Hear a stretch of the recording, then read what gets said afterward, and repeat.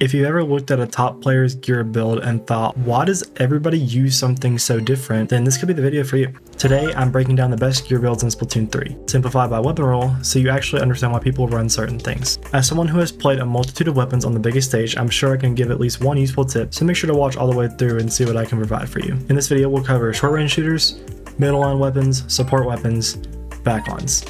And by the end, you'll know how to build gear for basically any weapon in the game and some formula to give you a base idea of what to run for anything you play.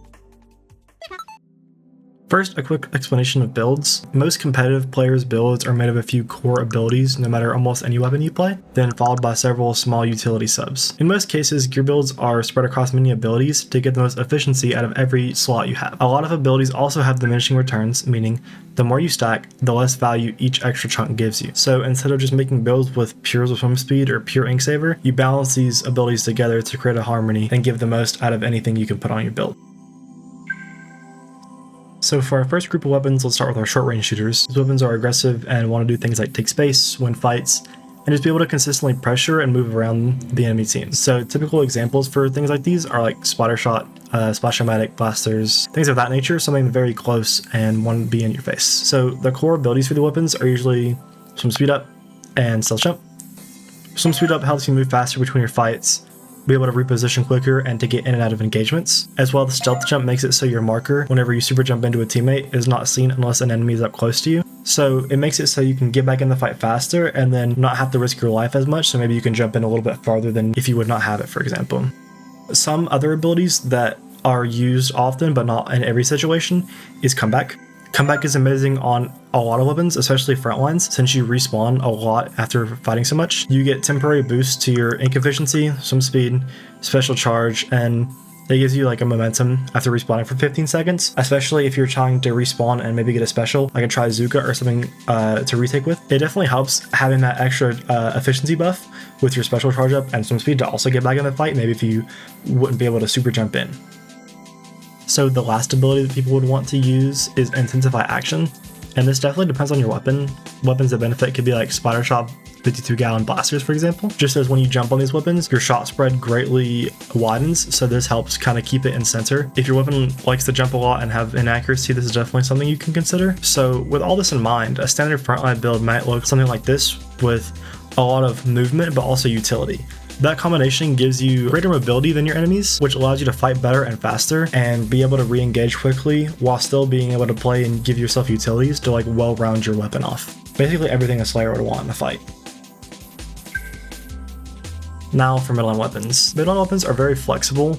It's kind of a hard way to say just midlines as they're weapons that are still aggressive or more supportive. This could be just a general idea. A lot of builds for midlines though are definitely similar to frontline shooters, as you see. You'll still commonly see things like swim speed up, stealth jump, and comeback, but midlines usually have to be a bit more tricky with their ink management. That's where abilities like Ink Saver Main come in. Weapons like Splatoon Stamper, 96 Gal, Squeezer can burn through ink pretty quickly. Ink Saver Main lets them keep pressure longer without constantly stopping to refill. Even just a few subs can make a noticeable difference in your games. Midlines still use these mobility things to have the same concept of frontline shooters, getting in and out of fights faster, while also having to reposition to help their team. Having to reposition obviously benefits from swim speed, so good movement helps you hold space and escape pressure while supporting your teammates. That's why swim speed is still so common in anything. Maybe a midline build could still include your swim speed up, stealth jump, maybe come back with a few subs of Ink Saver Main and quick super jump. All of these things that I'm saying is definitely a pattern of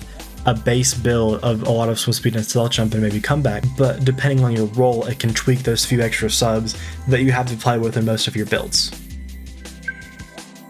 Support weapons in this case are a little different. Their job is definitely painting and building their specials over being able to fight all the time. They definitely want uptime while being able to keep painting for their team and give out specials, especially in this meta we're in if you have a tactical or support weapon. So things like special charge up are one of the biggest things for any support weapon.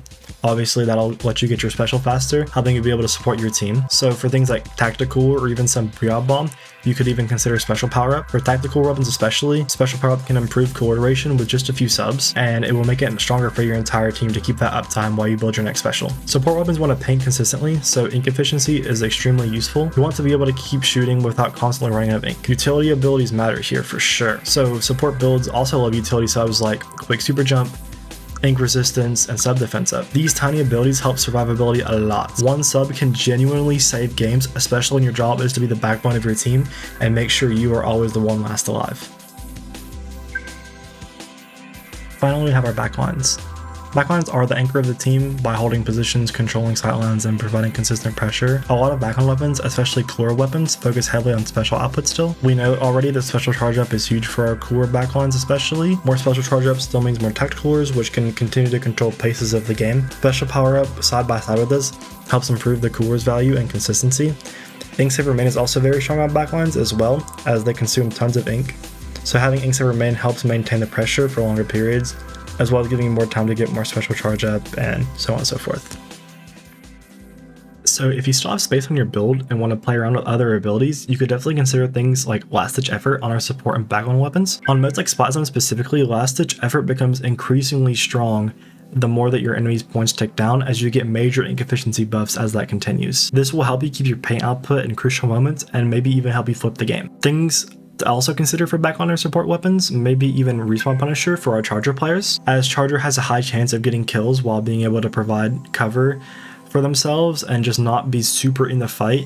This is a very low risk, high reward kind of ability, which can definitely help turn the game, especially if you Respawn Punish a player with cooler. It definitely doesn't give them that instant respawn time and gives them some special depletion. So in saying that as well, like for things like such as like heavy splatling, knowing your weapon is obviously strong, you're gonna want to maybe run some support utility subs still for splatling as it's still supportive, but you also have to consider that it benefits a lot from something like run speed, and you want to make sure that you're able to keep your output high for your main weapon to actually shine.